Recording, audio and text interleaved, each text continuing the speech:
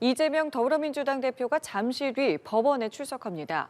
대선 후보 시절 자신을 둘러싸고 불거진 의혹에 대해 허위 사실을 말한 혐의로 오늘부터 재판을 받게 되는 건데요. 네, 현장에 나가 있는 취재기자 연결해서 자세한 얘기 들어보겠습니다. 신선재 기자. 네, 서울중앙지법에 나와 있습니다. 이재명 대표는 잠시 뒤 10시 40분에 열리는 재판에 맞춰 10시 반쯤 법원의 모습을 드러낼 예정입니다. 최근 이딴 검찰 조사를 받았는데 이번엔 피고인 신분으로 재판에 나오는 겁니다. 지난해 9월 검찰이 이 대표를 공직선거법 위반, 그러니까 지난 대선 과정에서 허위 사실을 공표한 혐의로 기소한 데에 따른 건데요. 재판을 받는 건 2020년 10월 또 다른 선거법 위반 사건으로 무죄가 확정된 지 2년여 만입니다. 대장동과 관련해 앞서 이 대표는 고 김문기 전 성남도시개발공사 개발 1처장을 성남시장 시절 몰랐다고 말했습니다. 반면 검찰은 증거를 토대로 이 대표가 시장이 되기 전 변호사 시절부터 김 전 처장을 알았다고 보고 있습니다. 대장동 실무자였던 김 전 처장은 검찰 조사를 받아오다 극단적 선택을 했는데요. 이 대표에게 대장동 사안을 포함해 여러 차례 대면 보고한 인물로 알려졌습니다. 이 대표는 2015년 백현동 한국식품부지연구원 부지 용도를 곧장 4단계나 높여 개발이 가능하도록 해서 민간에 지나친 이익을 몰아준 의혹도 받습니다.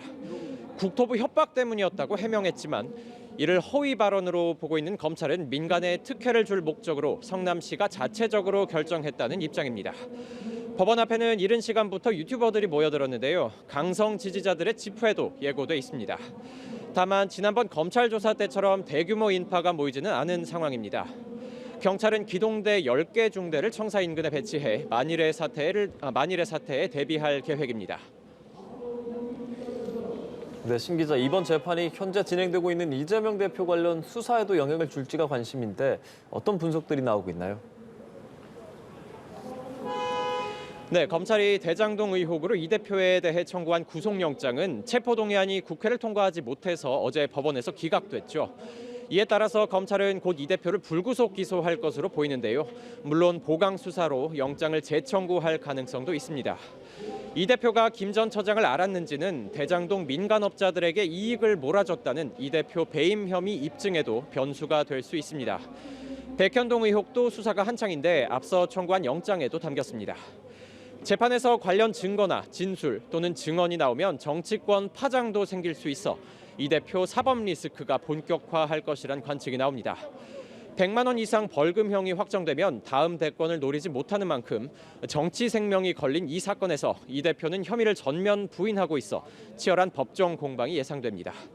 특히 이 대표를 겨눈 작심 발언을 쏟아냈던 유동규 전 공사 본부장이 증인으로 나오는데 폭로전을 이어갈지도 주목됩니다. 김 전 처장 유족과 이 대표로부터 공사 사장직 사퇴를 종용받았다고 주장한 황무성 전 사장도 증인으로 나옵니다.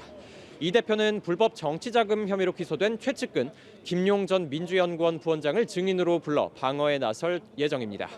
재판은 격주로 금요일마다 열립니다. 지금까지 서울중앙지법에서 연합뉴스 TV 신선재입니다.